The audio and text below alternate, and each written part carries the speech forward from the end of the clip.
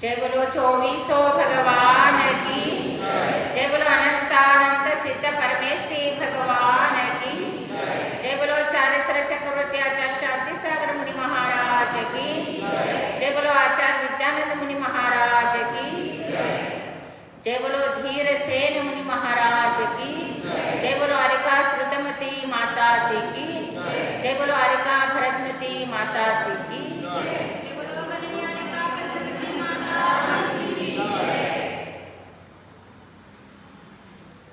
ओम सहाय जिनम पनमामि सया अमलो विरजो वरकपदम सचकाम दुहा मम रक्षसया पुरो विचुनो हि पुरो विचुनो हि।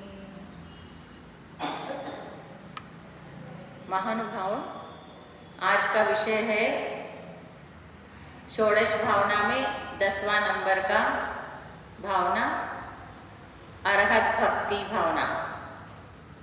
इसमें अरहत भक्ति, आचार भक्ति, बहुश्रुत भक्ति, प्रवचन भक्ति, ऐसे 4 भक्ति आते हैं। तो आज का जो है अरहत भक्ति। अरहत भक्ति का अर्थ क्या समझ में आ गया? अरहंत परमेष्टि की भक्ति करना। और जो भगवान की भक्ति विशेष रूप से करता है उसके लिए कहा है अत्यंत तीव्र कर्म भी, जैसा निकांचित जैसा कर्म भी दूर हो जाते हैं। जैसा कर्मों में वैसे 10 प्रकार है, उसमें भी 2 प्रकार के मेन, निधत्ति कर्म और निकांचित कर्म, ऐसे 2 कर्म होते हैं। निधत्ति कर्म जो है वो सामान्य पूजा पाठ आदि से, लेकिन निकांचित कर्म जो है किसी से भी इधर के उधर नहीं होते हैं। और जो निकांचित कर्म में जो संक्रमण होता है और अपकर्षण होता है, उत्कर्षण होता है, ये सब जो है होता नहीं है, उसको निकांचित कर्म कहते हैं। लेकिन जब अत्यंत महाव्रती भावलिंगी संत श्रेणी आरूढ़ होते हैं, 9वां गुणस्थान में पहुंच जाते हैं, तब जाकर निकांचित कर्म में परिवर्तन होता है। ऐसी इतनी विशुद्धि चाहिए होता है। लेकिन ऐसे विशुद्धि से जो परिवर्तन होता है, ऐसे निकांचित कर्म भी जिनेन्द्र प्रभु की अरहंत भक्ति से परिवर्तित होता है। तो धौला ग्रंथ में आता है जो संसार विच्छिति किम कारणमस्ति, संसार विच्छेद करने के लिए क्या कारण चाहिए, क्या क्या चाहिए। तो कहा संसार विच्छेदम किम कारणमस्ति का बताया, जैसा द्वादशम जिनेन्द्र भगवान की शास्त्र का अध्ययन, तत्तीव्र भक्ति और केवली समुद्घात और अनिवृत्ति कर्म का परिणाम, इनसे कर्मों में परिवर्तन होता है। तो 4 ही चीज है जो कर्मों में परिवर्तन लाने वाले। उसमें तत्तीव्र भक्ति करते हैं जो द्वादशांग वाणी है, और जिन्होंने भगवान की वाणी जो हम पढ़ते हैं उससे भी होता है, और साक्षात जिनेन्द्र भगवान की भक्ति करने से निकांचित जैसा कर्म में परिवर्तन होता है। तो मैं पहला आपको दृष्टांत देती हूँ निकांचित कर्म और निधत्ति कर्म का। एक बार एक व्यक्ति ऐसे ही एक गांव से बाहर दूसरे गांव जा रहा था। रास्ते में उनको बहुत थकान हो गए थे, तो पेड़ के नीचे विश्राम के लिए वो वहाँ ठहरता है। फिर ठहरने के बाद पेड़, बहुत विशाल पेड़, छायादार पेड़ था, तो ऊपर देखता है तो बहुत से कौवे बैठे थे, बहुत से बंदर बैठे थे उस पेड़ पे। फिर उनको लगा मैं इस पेड़ के नीचे बैठूं तो वो सारे परेशानी करेंगे, गंदा करेंगे, तो ऐसे सोचकर उन्होंने क्या किया कि कंकर को लेके उनको उड़ाया। तो उड़ाने से कंकर से हजारों कौवे उड़ के चले गए, लेकिन बंदर डस के मस्त नहीं हुए, जैसे के वैसे बैठे रहे। फिर उन्होंने एक बड़ा पत्थर ले लिया और पत्थर जैसा ऐसे करा तो थोड़ा सा अलर्ट हो गए वो, बस इतना ही और कुछ नहीं। फिर उसके बाद उनको लगा कि अब इससे तो नहीं जाएंगे, तो एक डंडा लेने का। तो हाथ में डंडा लेके वो ऐसे किया, तो फिर वो जाने के पोजीशन में बैठे रहे, लेकिन दांत दिखाने लग गए, उसको ही डराने लग गए। फिर वो सोचता है कि इससे भी डंडा से भी ये नहीं जाएंगे। फिर अब क्या करता है, वो पेड़ चढ़ता है। पेड़ चढ़ने से भी नहीं जा रहे थे, फिर वो जाके जब उसके ऊपर ऐसे डंडा ये करता है तो वो फटाफट एक के बाद छलांग मार के चले गए सारे बंदर। फिर एक तो हो गए दृष्टांत। दृष्टांत में क्या है, जिस प्रकार उसने कौवे को उड़ाने में कितना छोटे छोटे कंकर ही होते हैं, वैसे ही छोटा छोटा जो धर्म करते हैं, पूजा करते हैं या कुछ करते हैं, तो उससे दान धर्म आदि से निदत्ति रूपी कौवे सब उड़ जाते हैं, अर्थात ये कर्म तो निकल जाते हैं। लेकिन जो निकांचित कर्म है वो इन सारे सामान्य बातों से नहीं जाते। उनके लिए तो क्या चाहिए, उनके लिए तो व्रत चाहिए। जैसा एक छोटे छोटे एक पत्थर लिया तो अष्टमूल गुण को धारण कर लिया, तभी भी कर्मों में कोई परिवर्तन नहीं आया। फिर दंडा लिया तो अनुव्रत धारण कर लिया, तभी भी कर्मों में कोई इतना फर्क नहीं पड़ा। फिर महाव्रत, पेड़ चढ़ने से महाव्रत धारण कर लिया, तभी भी ऐसे खास कर्म नहीं जा रहे। फिर जब आत्मा में आत्मा का उपयोग लगा, दंडा दिया मीन्स जब कर्मों को निकालना है, कर्मों को नाश करना है, तो फिर कर्मों को अपने पास से भगाना है, तो आत्मा का उपयोग आत्मा में लग जाए, तब भी निकांचित जैसा कर्म भी चले जाते हैं। ऐसे कर्म भी जिनेंद्र भगवान अरहंत भक्ति करने से निकांचित जैसा कर्म भी चले जाते, ऐसे करके धौला जी ग्रंथ में बताया। देखो निकांचित कर्म कितना निकांचित करता है, एक बार बंद हो गए तो वो फल दिए बिना जाते ही नहीं, उसका फल भोगना ही पड़ता है। तो ऐसे कर्म को निकांचित कर्म कहते हैं। महानुभाव तो सामान्य भक्ति करने से भी, चाहे तिर्यंच प्राणी करे चाहे मनुष्य करे, उससे भी अपने को गति सुधरता है। तो अरहंत भगवान की भक्ति हम साक्षात करने के बाद क्यों नहीं हमारे कर्म का नाश होगा, निश्चित नाश होगा। इसलिए भगवान की भक्ति से अनेक कर्मों का नाश होता है। इसलिए कहा है धौला जी ग्रंथ में, विघ्नः प्रणश्यन्ति भयं न जातु न क्षुद्र देवा परिलंघयन्ति अर्थान तेष्टास्य सदा लभन्ते जिनोत्तमाना परिकीर्तनेन। क्या कहा, जिनेंद्र प्रभु की जो भक्ति करता है, अरहंत परमेष्ठ की जो भक्ति करता है। देखो जो हम अरहंत कहते हैं, जिनेंद्र कहते हैं, तो ये सामान्य सभी उसमें आ जाते हैं। लेकिन जब तीर्थंकर कहते हैं तो मात्र 24 तीर्थंकर आते हैं। केवली कहते हैं तब सभी आते हैं। अरहंत में सब आते हैं, केवली में सब आते हैं, इसलिए उन्होंने अरहंत भक्ति कहा। तीर्थंकर भक्ति 24 तीर्थंकर होते हैं। और एक जिनेंद्र भगवान की भक्ति करो, एक अरहंत परमेष्ठी की भक्ति करो, सबकी भक्ति हो जाती है। एक कोई भी भगवान की भक्ति करे तो सबकी भक्ति होती है। धौला जी ने बहुत सुंदर वर्णन किया है। जब पंच परमेष्ठी का वर्णन आता है उसमें, तो कहने का तात्पर्य अपने को जिनेंद्र भगवान की भक्ति करते समय एकाग्र चित्त से आप कोई भी भगवान की भक्ति करेंगे तो सेम पुण्य का फल मिलता है। लेकिन एक चलमल अगाध दोष है सम्यक प्रकृति के उदय में, इसलिए वो ऐसे भाव रखता है कि शांतिनाथ भगवान की भक्ति करने से ही शांति मिलती है, पार्श्वनाथ भगवान की भक्ति करने से ही उपसर्ग दूर होता है, चंदा प्रभु भगवान की भक्ति करने से ही मनोकामना पूर्ण होती है। ऐसे एक चलमल अगाध दोष जो है क्षम सम्यक का, उसमें ये आता है। और वो कहेगा ये मेरा मंदिर है तो मैं यहीं पूजा करूंगा, ये मेरी वेदी है तो मैं यहीं पर सब कुछ जो कुछ करना है, दान करना है, धर्म करना है, जो है यहीं करूंगा और दूसरे जगह में कहीं न करूंगा। लेकिन अरहंत भक्ति ये नहीं पता।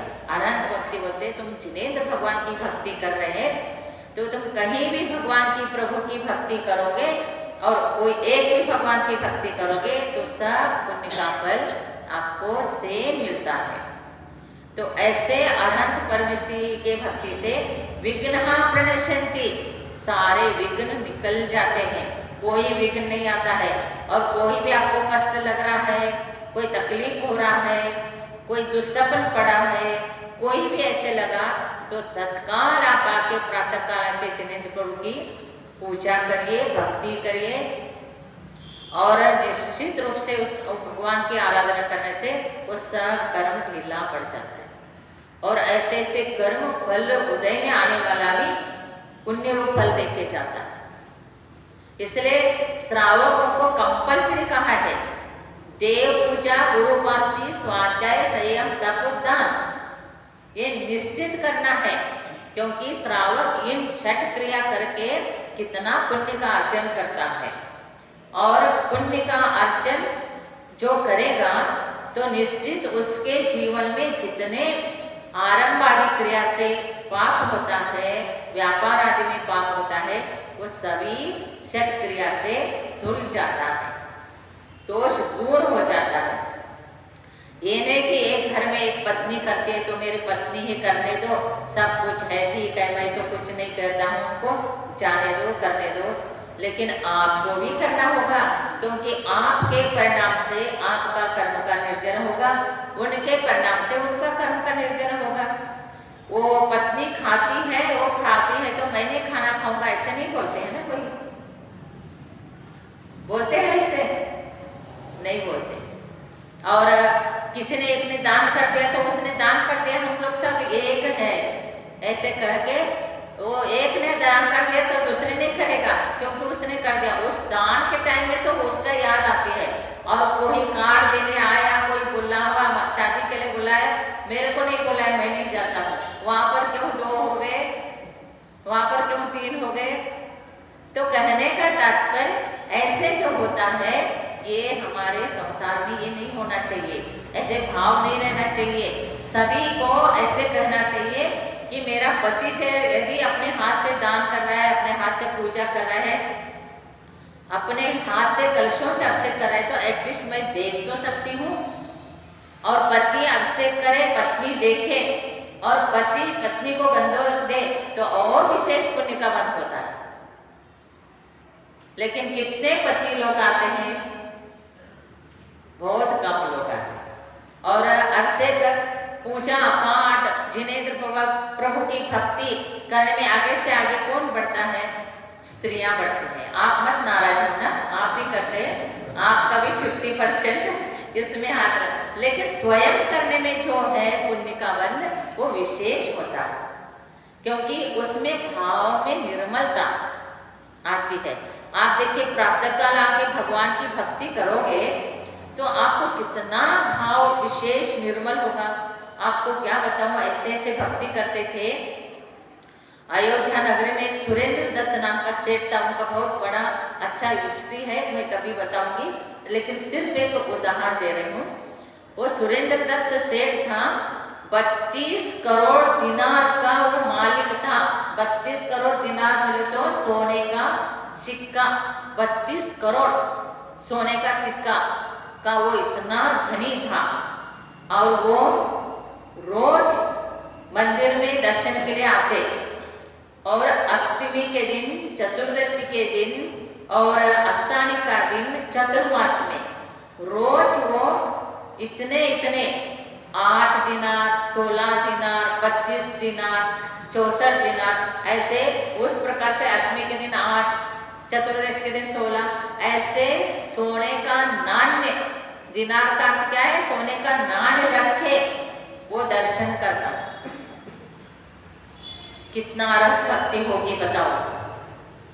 और हमने बहुत लोगों को देखा है, महावीर जी में एक आता था एटा का, वो जो उत्तर प्रदेश में आगरा के पास है एटा, तो वो एटा का वो एक व्यक्ति आता था, पूरा सुंदर अपने आभूषण, पूरा सोने का, आर्टिफिशियल नहीं, पूरा सोने का जो इंद्र का आभूषण है, जो शास्त्र में इंद्र का आभूषण का वर्णन आया, वो सब पहन के और नृत्य करके वो भगवान की पूजा करता था। इतना सुंदर लगता था, वो अपने आप में इतना सुंदर पूजा करता था, उसको देख के ही सबको ऐसे मन होता था कि हम भी ऐसे पूजा करें। उनकी पूजा को देख के, उसका करते हुए का देख के बहुत से लोगों ने पूजा करना शुरू कर दिया अपने अपने गाँव में। तो ऐसे भक्ति होती है, अनंत परमेश्वर की भक्ति। और जो भक्ति करता है तो ऐसे लय में भक्ति करे और ऐसे इतना प्यार से भक्ति करे, इतना अत्यंत विशुद्धि से भक्ति करे और इतना सॉफ्ट आवाज में भक्ति करेंगे, वो जो कर्ण प्रिय आवाज किसी को सुनने में आ जाए तो सुनते ही रहे, सुनते ही रहे। ऐसे भगवान की भक्ति करना चाहिए। ऐसे नहीं कि चिल्ला के भक्ति कर रहे हो, दूसरे को डिस्टर्ब हो रहा है और दूसरे परेशानी हो रहे हैं, अब तुम पूजा कर रहे हो तो अंतराय कर्म का बंद होता है। तो इसलिए आपकी आवाज कंठ अच्छा नहीं है तो सॉफ्ट आवाज में करो। और यदि सामूहिक आवाज भगवान की भक्ति कर रहे हैं तो सामूहिक भक्ति करो, लेकिन एक लय में करो कि अच्छे भजन बोलते हैं या अच्छा पूजा बोलते हैं, तो अनंत भगवान की पूजा करने में जो आप लोग सामूहिक आए हैं, 8 लोग आए, 4 लोग आए, 10 लोग आए, तो अच्छी तरह से सामूहिक भक्ति करो, कितना आनंद आता है। और किसी को जल्दी है तो चलो सुबह आए जल्दी फटाफट करके चले गए, लेकिन हमारे यहाँ प्रभु की भक्ति तो ऐसे कहा है कि बहुत संगीत में होना चाहिए और सारे आभूषण पहन के आना चाहिए, सब वैभव के साथ प्रभु की भक्ति होना चाहिए। और पद्मनंदी पंचोषितिका में यशस तिलक चंपू में भगवान के लिए जो अपनी संपत्ति को समर्पित करता है वो तो चक्रवर्ती होके जन्म लेता है। और संपत्ति अपने स्व परिवार के लिए और परोपकार के लिए और जिनेंद्र प्रभु की मंदिर के लिए। घर तो बहुत अच्छा सजाते हैं, घर में कितने चीजें, सब चीजें क्वालिटी का, कितना पैसा खर्च हो जाए उसके लिए आगे नहीं देखते, पीछे नहीं देखते, लेकिन प्रभु के लिए जो है वैसे ही है, जो हो रहा है वैसे हो रहा है, ऐसे नहीं। भगवान के लिए आप कितना करोगे उतना ही कम है। सिर्फ पूजा ही करने से ही भक्ति नहीं है। अरहत भक्ति में भगवान के मंदिर, भगवान को, भगवान के लिए, मंदिर के लिए जो सजावट चाहिए, जो सुंदरता चाहिए, वो सब करते जाओगे तो सब अरहत भक्ति में आता है। और ऐसे विशेष विशेष अरहत भक्ति जो करता है उसकी संपत्ति बढ़ती बढ़ती, कहा जाता है दिन दुगने रात चौगुने, इतने बढ़ती है संपत्ति। लेकिन देव गुरु शास्त्र के लिए अपनी संपत्ति का सदुपयोग करना चाहिए। अपने परिवार के लिए भले ही करो, रक्षण के लिए भले ही रखो, लेकिन जो नियम से करना है, जिन्होंने ऐसे भगवान की भक्ति पूर्व भाव में किया है, वो ऐसे बहुत शास्त्र में वर्णन आता है, ये सुरेंद्र दत्त सेठ इतना करोड़पति क्यों बना, तो उनके भवावड़ी बताते समय बताते इसने पूर्व भाव में भी बहुत दान किया, तो दान का फल है। तो ऐसे दान से दान, संपत्ति से संपत्ति बढ़ती है। तो महानुभाव कोई भी एक छोटा सा भी, हाँ इतना कंडीशन है, जो भी भक्ति करना है, जो भी दान करना है, जो भी त्याग करना है, संयम करना है, तप करना है, उसमें शक्ति के अनुसार करना है।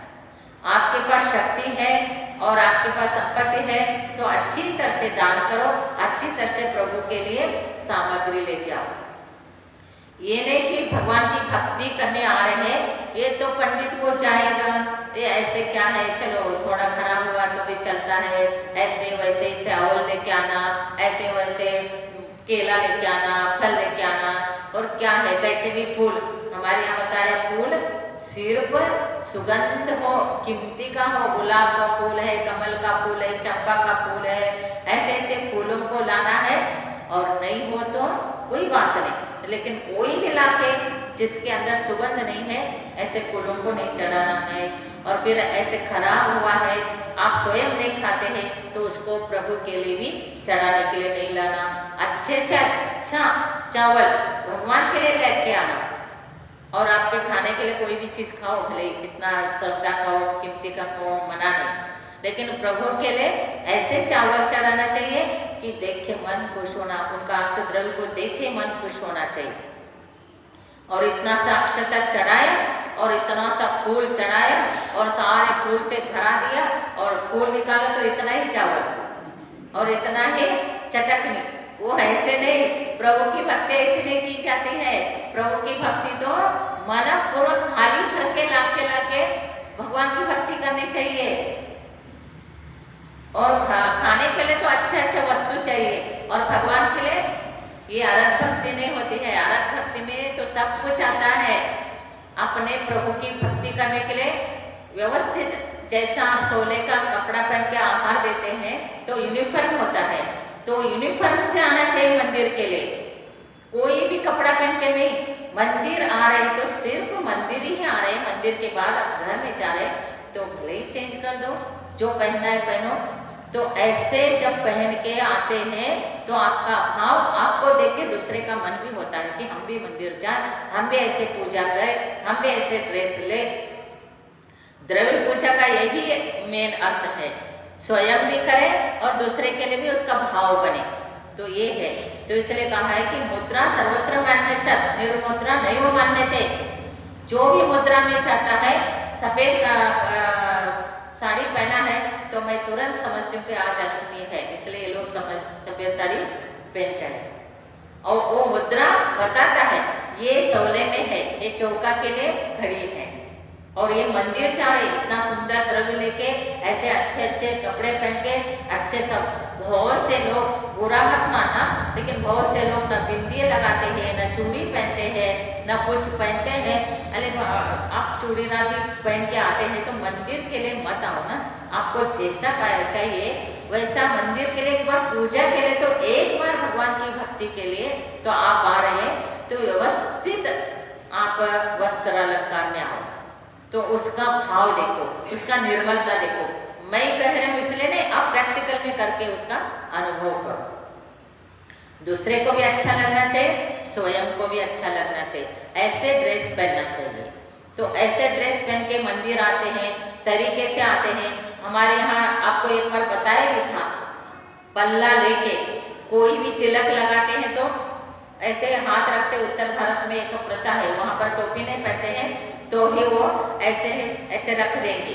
तो अर्थात जो सिर के ऊपर कोई छत्र है, बोलते ना आपका छत्र छाया कहाँ चाहिए, छत्र छाया तो चाहिए। और अपने में कैसे आए, तो भगवान के छत्र छाया में हम आए हैं तो बहुत विनय से आना चाहिए। तो अपने ऊपर जैसा सिर के ऊपर पल्ला है, विनय से आप भक्ति कर रहे हैं तो निश्चित उसका फल असंख्यात गुणित रूप से कर्मों का निर्जरा, अनंत गुणित रूप से पुण्य का फल होता है।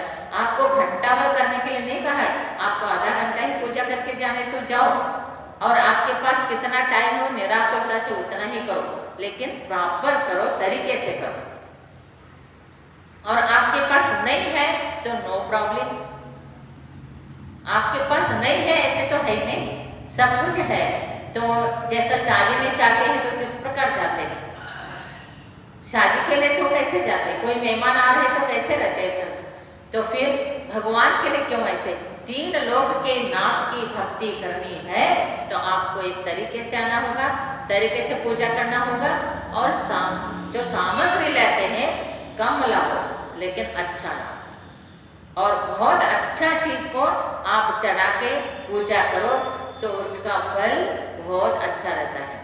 अपने यहाँ तो हर चीज़ फल चढ़ाने के लिए भी शुद्ध है, वो चढ़ाओ, लेकिन वो चीज़ सुंदर हो तो कोई बात नहीं, कोई भी इतना सा भी चढ़ाए तो भी पुण्य का बंध होता है। इसलिए रत्नकण श्रावकाचार्य ने, समंत भद्राचार्य ने कितना सुंदर उदाहरण दिया मेढक का।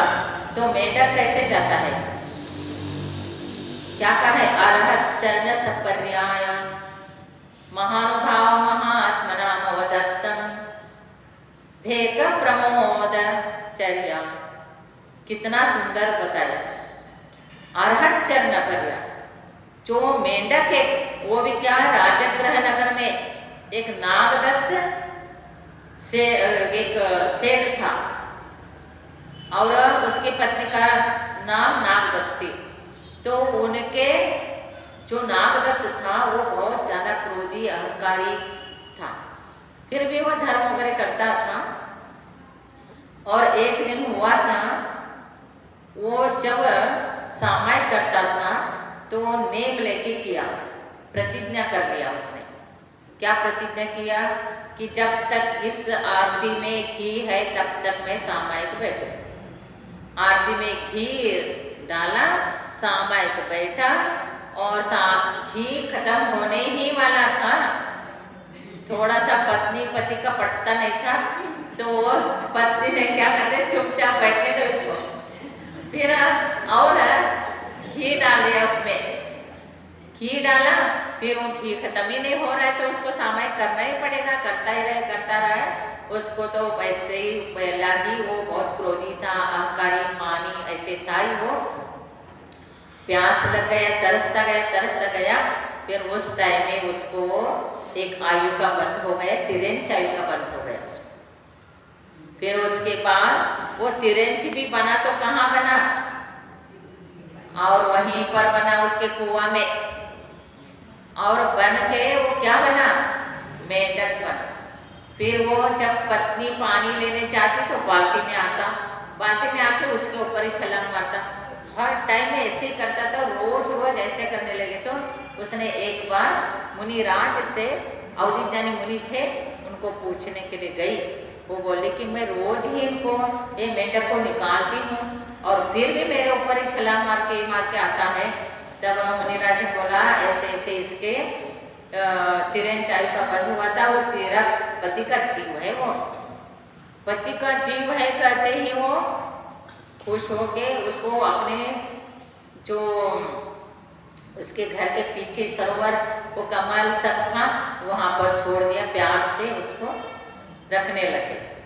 फिर एक दिन राजगृह नगर में श्रेनिक राजा ने कहा कि भगवान महावीर का विपलाचल पर्वत पर भगवान महावीर का सम्मोहन आया है। तो उन्होंने सूचना दे दिया तो सबको पता चल गया, सब जाने लगे ये तो संगी पंचेंद्री मेंढक था, इसको भी पता चला। तो ये भी एक कमल में से पंखुड़ी लेके चल पड़ा और जैसे ही चलता रहा, इतने में हुआ क्या है, श्रेनिक राजा का जो हाथी था, श्रेनिक राजा उसके ऊपर बैठ के जा रहा था तो वो उसके पैर के नीचे आ गया, हाथी के पैर के नीचे। और वो किस भाव से जा रहा था, भगवान महावीर के सम्मोहन में फूल चढ़ा के, देखो वो तिरेंच प्राणी है, फूल चढ़ा रहा है, वो किस में लेके जाता, हाथ में थाली में थोड़ी, किस में लेके जाएगा, वो मुंह पे लेके जा रहा था भक्ति से। इसलिए जैन धर्म अनेकांत में है, एकांत नहीं कि ऐसे ही करना है तो ऐसे ही करना, और सबके पास है तो पंखुड़ी लेके आना, ऐसे नहीं, जिसके जैसा शक्ति है वैसे। तो उसने बेचारा एक पंखुड़ी मुंह में लेके चल पड़ा और ऐसे हुआ। तो जिस भाव के साथ अरहत परमेष्ठ के भक्ति के लिए, अरहत चरण सपर्याय महानुभाव महात्मना भेक प्रमोद मत्तः कुसुमेन एकेन राजगृहे, एक राजगृह में एक पंखुड़ी लेके जाने वाला मेंढक कहाँ जन्म लिया, स्वर्ग में जन्म लिया। और श्रेनिक राजा जाके बैठा और वो सभी लोग बैठे, उसके बाद वो एक देव आया, मेंढक का झंडा में चिन्ह लेके, ध्वजा में चिन्ह लेके आया। फिर बाद में श्रेणिक राजा भगवान की वाणी सुनने के बाद गणधर परमेष्ठी से पूछता है, प्रभु ये बाद में क्यों आया, ये मेंढक का चिन्ह लेके कौन आया है, ये ऐसे पूछता है। तब गणधर परमेष्ठी ने सब बताया, ऐसे ऐसे राजगृह में एक नागदत्त सेठ और ऐसे सब जो हुआ है ये सब बताया। फिर वो भगवान के दर्शन के लिए पंखुड़ी लेके आ रहा था, तो तेरे हाथी के पैर के नीचे आके वो देव बन गया। भगवान की भक्ति, अरहंत परमेष्ठी की भक्ति करने की जो उसकी भाव रहा, उसके कारण वो क्या बन गया, देव बना है। तब वो बोलता है कि भगवान जिनेंद्र प्रभु की भक्ति में क्या शक्ति है, वो पहुंचा भी नहीं, दर्शन भी नहीं किया, लेकिन वो उस भाव के साथ जा रहा तो वो भी स्वर्ग का देव बन गया। तो साक्षात जो परमेष्ठी की भक्ति करेगा तो क्या नहीं बनेगा। महानुभाव, जितने भी लोग आज तक जो भी चक्रवर्ती बने, इंद्र बने और जो स्त्रियां भी सची देवी आदि बने, तो देव गुरु शास्त्र के गुरुओं के उपासना करके, अरहत परमेष्ठी की भक्ति करके और शास्त्र का अध्ययन करके, गाढ़ श्रद्धा करके, विनय से, आदर से जो प्रभु की भक्ति करता है, जो गुरु की भक्ति करता है, निश्चित वो भव भवांतर तक नहीं, मोक्ष जाने तक वो कहाँ जाता है, स्वर्ग और राजकुमार होता है। इसलिए प्रभु से कहना, हे प्रभु मैं जो आपकी भक्ति करने के लिए आता हूँ या आती हूँ, सिर्फ मैं कुछ आपके लिए कहने के लिए नहीं आती हूँ, मैं ये भावना भी करती हूँ मेरे संसार में मैं रहते हुए भी जो आप भूतकाल प्रभु आपका, वह मेरा वर्तमान जो आपका, भविष्य मम जान। इतना कॉन्फिडेंस होना चाहिए प्रभु की। इसलिए कहा है प्रभु की भक्ति कैसी होनी चाहिए, स्वस्वरूपानुसंधान भक्ति रीति अभिधीयते। भगवान की भक्ति करते समय स्वरूप का अनुसंधान होना चाहिए, आत्मा का ज्ञान होना चाहिए। आत्मा भी, मेरे आत्मा भी भविष्य में अरहंत भगवान बनने वाला है। हम तीर्थंकर नहीं बने तो भी क्या है, तीर्थंकर के लिए एक लिमिट है, उनका उतना ही पक्का रिजर्वेशन होता है और कोई नहीं। अरहंत तो कोई भी बन सकता है, तो अरहंत बन के हम मोक्ष जाएंगे। इसलिए कहना, तव पादो मम हृदय तोपद द्वैलीनम तिष्ठ यावत् तावत् निर्वाण संप्राप्ति। हे प्रभु आपके चरण कमल मेरा हृदय में रहे, मेरा हृदय आपके चरणों में रहे, जब तक मुझे मोक्ष की प्राप्ति नहीं होती है तब तक। ऐसे प्रभु की भक्ति करना और प्रभु की भक्ति करते समय एकाग्रचित्त होके प्रभु का अवलोकन करते हुए और कर्मों का नाश करके, भगवान आप भूतकाल में भी 84 लाख योनि में फटके, फिर कर्मों का नाश करके फिर आप भगवान बने हैं। मैं भी भविष्य में निश्चित आपका जो वर्तमान है वो मेरा भविष्य होगा, मैं भी एक दिन मोक्ष जाऊंगी या मोक्ष जाऊंगा। जो भी सम्यक दर्शन कहा है कुंद कुंद आचार्य ने रेणसार में, जो चतुस्संग मुनि आरिका श्रावक श्राविका इनके उपासना करता है और प्रभु की भक्ति करता है, वो निश्चित सम्यक दृष्टि रहता है। और उसमें कहा चतुस्संग में कोई भेदभाव करता है, अरहंत परमेष्ठ में भेदभाव करे तो वो सम्यक में दोष है, और चतुस्संग में भेदभाव करे तो मिथ्या तो है। देखो कुंद कुंद आचार्य ने रहस्य में क्या कहा है और अष्टपहुड़ में भी कहा है, यदि आप अरहंत में भेद करोगे तो सम्यक में दोष आएगा, और यदि चतुस्संग में भेद करोगे, मुनि आरिका में भेद करोगे, ज्ञान है ही नहीं इस काल में ऐसे कहोगे तो निश्चित मिथ्या दृष्टि है।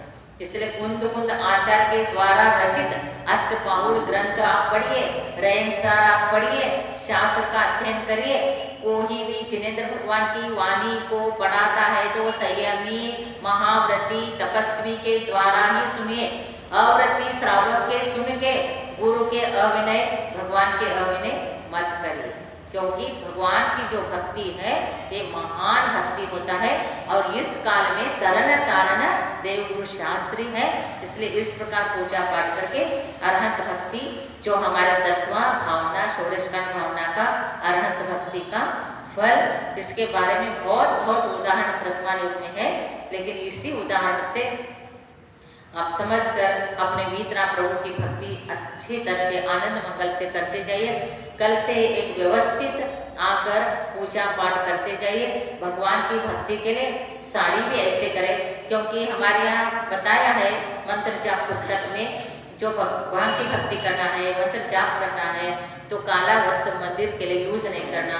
सम्य शिखर जी का वर्णन का पुस्तक में बताया है कि काला वस्त्र पहन के आप सम्य शिखर जी मत जाओ, तो व्हाइट पहनो या तो केसरी रंग का पहनो, तो ऐसे पहन के आप जाएंगे तो उसका फल, क्योंकि बाहर का भी निमित्त बहुत जरूरी है। मैंने आपको बोला था ना, कर्म का 9 कर्म भी होता है। कर्म का उदय भी बाहर के निमित्त से आता है, कर्म का बंध भी बाहर के निमित्त से आता है।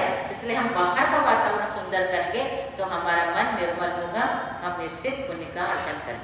जय बोलो 24 भगवान की जय। नमो अरिहंतानम नमो सिद्धानम नमो ऐर्यानम नमो वच्छायानम नमो लोकेशवसाहुनम। जय बोलो आदिनाथ भगवान